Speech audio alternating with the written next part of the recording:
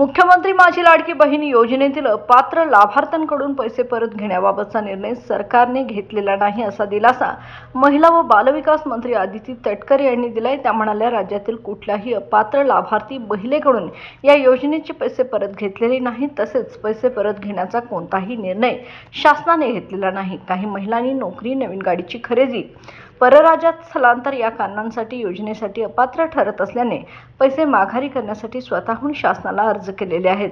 रोज 5-6 अर्ज जिल्हा पातळीवरून येतात असंही त्या यावेळी म्हणाल्या।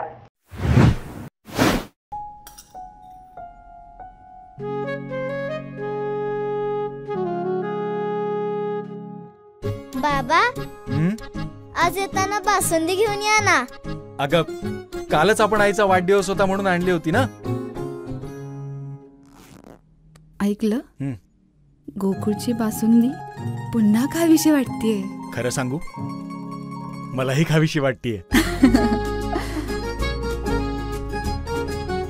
पुन्हा पुन्हा खावीशी वाटणारी गोकुळ बासुंदी।